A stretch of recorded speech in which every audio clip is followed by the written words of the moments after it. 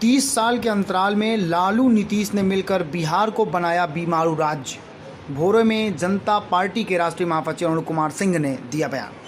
नमस्कार, मैं प्रदीप शर्मा और आप देख रहे हैं सुनामी न्यूज़ टीवी हर्षोल्लास के साथ। इस वक्त की बड़ी खबर गोपालगंज जिले के भोरे से आ रही है, जहां प्रेस कॉन्फ्रेंस के दौरान जनता पार्टी के राष्ट्रीय महासचिव अरुण सिंह ने बिहार के प्रवासी मजदूरों को लेकर केंद्र सरकार से लेकर बिहार सरकार पर चौतरफा हमला बोला है। मीडिया के पूछे गए सवाल पर राष्ट्रीय महासचिव ने यहां तक कह दिया कि बीते 30 साल के अंतराल में लालू और नीतीश की सरकार ने बिहार को बीमारू राज्य बना दिया है। 30 साल के अंतराल में फैक्ट्रियां बंद हो गई, चीनी मिलें बंद हो गई और सरकार ने बिहार को मजदूरों का राज्य बनाकर बीच चौराहे पर छोड़ दिया है। देखते हैं कैमरामैन कुंज बिहारी मिश्रा के साथ प्रदीप शर्मा की खास रिपोर्ट। ये कि फिलहाल जो वर्तमान में बिहार का राजनीतिक परिदृश्य दिख रहा है, उसके विकल्प के रूप में आप अपनी पार्टी को देखते हैं क्या? सबसे बड़ी बात तो ये है कि मैं ही देखता नहीं हूँ, हर बिहारी देख रहा है। मैं तो एक पार्टी का सदस्य हूँ या जो चीज समझिए, लेकिन उससे पहले मैं एक बिहारी हूँ और बिहारी होने के नाते हर बिहारी एक विकल्प खोज रहा है, क्योंकि उसकी स्थिति की जो वर्तमान स्थिति है उसको उस स्तर पर लाने वाला 30 साल से हम पर राज करने वाले लोग ही हैं। उनको एक आंदोलन करना पड़ा था और फिर 40 साल के बाद उस समय ने चक्र अपने घुमाते हुए फिर आ गया है कि फिर उस आंदोलन की पुनरावृत्ति की जरूरत है बिहार को। तो वर्तमान परिवेश में और जो परिदृश्य है बिहार के लोगों का, हमारे बिहारी नौजवानों का, मेरे कहने की जरूरत नहीं है। हर आदमी चाह रहा है कि एक विकल्प हो, एक ईमानदार विकल्प हो, एक टैलेंटेड विकल्प हो, एक बेईमान विकल्प नहीं हो।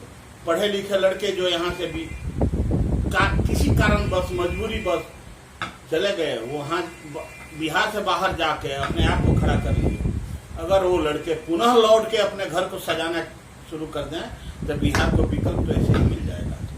और एक पार्टी के राष्ट्रीय महासचिव भी हैं। अभी जिस तरह से बिहार में मजदूरों का आना शुरू हुआ है, इसे आप क्या मानते हैं? क्या ये बिहार सरकार की विफलता है कि यहाँ इंडस्ट्री नहीं दे पाई, जिसके कारण मजदूर पलायन किए थे?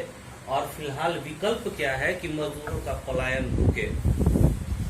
आप लोगों के माध्यम से मैं एक बात कहूँ, बिहार और पूरे देश में बाढ़ और सूखा एक आम बात है, नैसर्गिक है, प्राकृतिक है, वो किसी सरकार के बस में नहीं होता। हमें आप ये बताइए कि हमारे जीवन काल में केंद्र ने या राज्य की किस सरकार ने बिहार के साथ न्याय किया है? किसी सरकार ने किया है? आंख उठा के देख लीजिए। जो आए बिहार की अस्मिता को लूटते रहे। भाजपा के रीजन में स्वर्गीय माननीय अटल बिहारी वाजपेयी जी के रीजन में बिहार का एक बंटवारा करने की प्रोसेस शुरू हुई थी और बिहार का एकमात्र overall revenue collecting source Jharkhand था।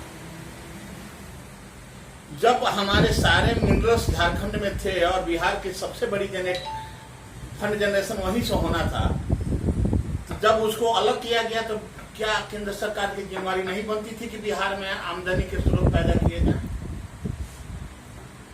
तो हम केंद्र सरकार को कैसे कह सकते हैं कोई दोषी नहीं है? और राज्य सरकारें तो भगवान के भरोसे चल ही रही हैं कि वहां पर नहीं तो राज्य सरकारें भी सोचती, बिहार के लोगों की सरकारें भी सोचती कि हमारे बिहार के लोग यहाँ कमाए तो एक भी चीनी मिल बंद होता, रेशम उद्योग बंद होता। इन 30 सालों में तो यही बंद हुआ है ना। और जीने के लिए तो आदमी कहीं ना कहीं कोई ना कोई जन्म यत्न करेगा ही, और उसका नतीजा है कि आज इन 30-40 सालों में केंद्र और प्रदेश सरकार ने मिल के बिहार को बीमारू राज्य तो पहले से ही बना के रखा था, मजदूरों का राज्य बना के रख दिया। आज बिहारी मजदूरों के, आजकल बिहारी मजदूर का चर्चा आप लोग चारों ओर सुन रहे होंगे।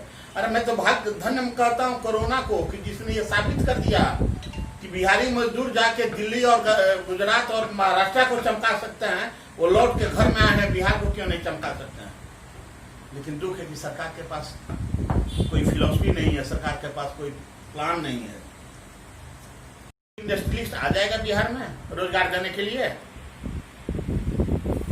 उद्योग मंत्री तो आमंत्रित किए ना, आमंत्रित किस आधार पर? आमंत्रित तो मुंह से सबको हम कर देंगे। हम बिल गेट्स को भी इनविटेशन भेज देंगे, बिल गेट्स आ जाएंगे।